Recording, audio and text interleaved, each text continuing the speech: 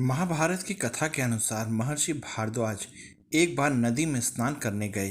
स्नान की समाप्ति के बाद उन्होंने देखा कि अप्सरा धृतराची स्नान कर रही है। उन दोनों के मिलन से पुत्र प्राप्त हुआ द्रोणाचार्य, परंतु द्रोणाचार्य का पालन पोषण आश्रम में ही हुआ। द्रोणाचार्य का जीवन बहुत ही अभाव में बीता, क्योंकि उनका लालन पोषण आश्रम में हुआ। उनके एक मित्र भी हुए, द्रुपद, जो उनके साथ ही शिक्षा ग्रहण कर रहे थे। दोनों में गहरी मित्रता हो गई। जब शिक्षा पूरी हुई तो दोनों मित्र द्रोणाचार्य और द्रुपद दुखी मन से विदा हुए। उस समय द्रुपद ने द्रोणाचार्य से कहा, मित्र, जब मैं राजा बन जाऊंगा तो तुम्हारी मदद करूंगा। तुम निसंकोच मेरे पास चले आना। कुछ समय बीत जाने पर द्रोणाचार्य ने शादी की। उनका पुत्र हुआ, जिसका नाम अश्वत्थामा था, परंतु घर में वे अपनी पत्नी तथा पुत्र को सुख नहीं दे पा रहे थे। एक योद्धा और युद्ध कौशल में निपुण होने के बाद भी जीवन अभावग्रस्त था। एक बार तो उनका पुत्र अपने मित्र के घर गया। उसने देखा कि वह कुछ पी रहा है जिसका रंग सफ़ेद है। उसके मित्र ने उसे भी, अश्वत्थामा को भी, सफ़ेद पेय यानी दूध दिया पीने के लिए। अश्वत्थामा घर में आए और अपनी माता से बोले, उनको भी दूध पीना है, परंतु दूध नहीं था। माता ने आटे में पानी मिलाकर दिया, परंतु अश्वत्थामा रोते हुए बोले, यह दूध नहीं है। यह सब दशा देख गुरु द्रोणाचार्य को बहुत दुख हुआ। अपनी दशा सुधारने की युक्ति सोचने लगे। उन्होंने सुना कि उसी समय भगवान परशुराम ब्राह्मणों को दान दे रहे हैं। गुरु द्रोण जब वहां गए तो परशुराम अपना सब कुछ ब्राह्मणों को दान देकर तप करने चले गए। गुरु द्रोण भी उनसे दान लेने पहुंचे। तब परशुराम बोले कि वत्स, तुम बहुत देर से आए हो।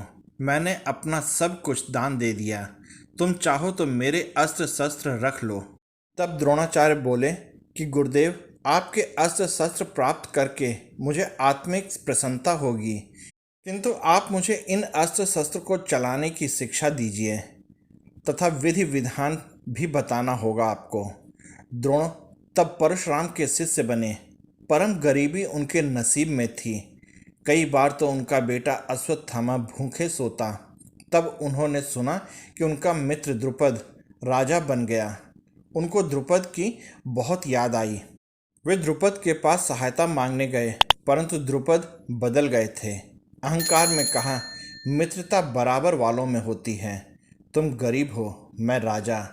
तब द्रोणाचार्य ने अपने तिरस्कार का बदला लेने की ठानी, और बदला स्वार्थ गरीबी इंसान को दुर्बल बनाती है। उनका अपने पुत्र के प्रति इतना मोह था कि जब कोई उनके पुत्र के मरने की खबर कहेगा तो वे प्राण त्याग देंगे। यह बात भगवान छलिया जानते थे। उन्हें मालूम था कि मणि के होते अश्वत्थामा को कुछ नहीं हो सकता, परंतु वे यह भी जानते थे कि कान्हा के होते कुछ भी हो सकता है। इस तरह इस घटना को सत्य साबित करने को श्री कृष्ण ने युक्ति निकाली। एक हाथी युद्ध में मारा गया, उसका नाम भी अश्वत्थामा था।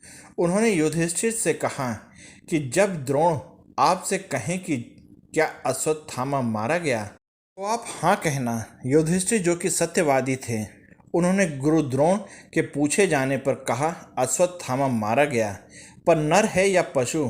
द्रोण ने उनकी बात पूरी सुने बिना अपने प्राण त्यागने का निर्णय ले लिया। भय, पुत्र मोह ने उनके मति का हरण कर लिया।